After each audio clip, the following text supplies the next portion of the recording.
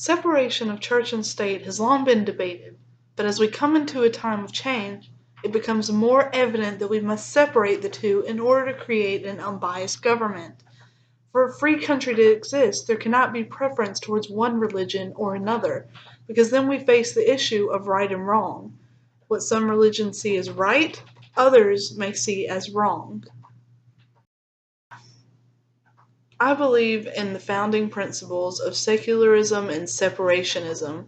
Secularist is a person who argues that the United States was founded as a secular nation, meaning that it does not believe that the church has any place in the government.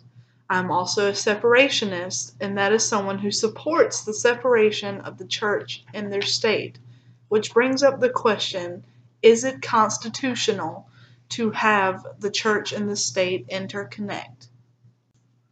The answer to that is no.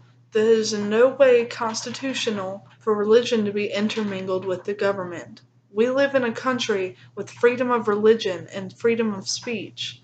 That means we can't hold one religion over the other. How can we look at all the diversity that's in our country and say this religion is better than this one, so we're going to put it as part of our government? The government has no say in what the church does and can't endorse any religious expressions. This is clearly stated in the First Amendment. Some people may ask why this is important, and the answer is very clear, because it creates biased opinions. What some people feel is right may not be true for everyone else. Let's take, for example, gay marriage. It's been a big debated topic recently, when it shouldn't be at all. We cannot impeach on other people's rights. We cannot give one person rights that another person cannot. That is called being biased. And this bias comes from the religion and the government. It comes from religion telling you that something is wrong when not everybody agrees with that. It also comes with things like unfair tax exemptions. Normal people cannot get exempted from their taxes, but churches can. And that doesn't make any sense to me. It's not fair to the common people or to other businesses that are sitting there making their money and working hard to get it, but they have to pay taxes, and yet a church that's being donated all their money does not.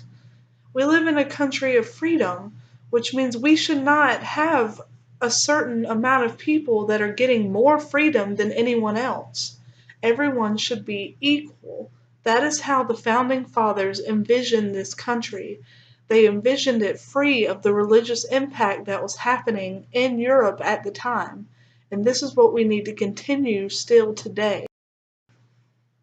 Now, some people may try to counter-argue with things like I'm misinterpreting the First Amendment, that the amendment says that the government cannot control what churches do and do not do. But see, what happens is people are also misinterpreting it.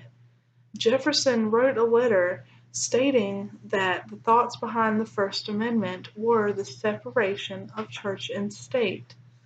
I have also gotten the argument that it impeaches on people's freedom of religion. And I don't think that's what it's doing at all. You have every right to practice your religion. It's just making it fair. You just can't push it on anybody else.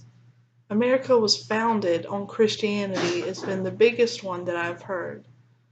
It's founded on religious freedom, not on any single religion. Any religious clauses have been removed since then from the Constitution because it is unconstitutional. We are trying to be fair to everybody in the United States and show everybody that we are a country where you can come to practice any religion you want, whether it be Christianity, Judaism, the Muslim religion, anything that you want to practice, you can do here.